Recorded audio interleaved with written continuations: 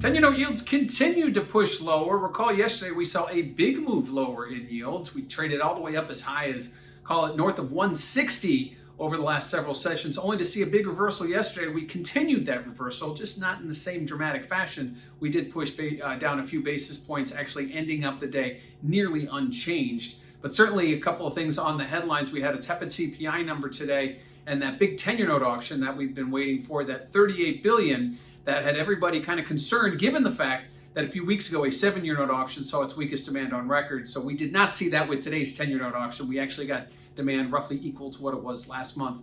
And actually at post-election, we saw yields trade down a little bit lower. So again, that was a non-event in the big picture, but certainly built up a lot of anticipation as we came into it. So 10-year note yields, again, lower 2 days in a row, touching as low as 150 today. And what do we see from volatility? Well, check out that CVol index over at cmegroup.com. We see volatility is coming off as yields come off as well. So very, very much move in tandem. If you look at that historical chart, you can see when yields go up, we see vols go up, and we did over the last, say, month and a half.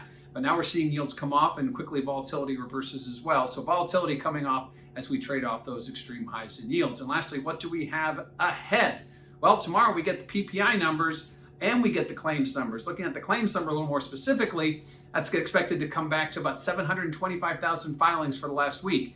Now, while that's good that it's lower than the week before, it's still about 4 times where we were pre-pandemic. So those unemployment claims, we continue to remain elevated despite nudging ever so lower week in and week out. And if you look at your calendar, a week from today, we have the March FOMC meeting. So that will start to have a play in some of the pricing and some of the price action that we're seeing in treasuries as the Fed chairman will speak. And obviously, we're going to get a look at some of the forward guidance numbers at a quarterly FOMC meeting. So something to put on your calendar. Keep an eye on that for March 17th. So a continuation from yesterday's big move lower, although we didn't see an extension. We didn't see a reversal either. 10-year note yields hitting as low as 150 today and settling just a hair above.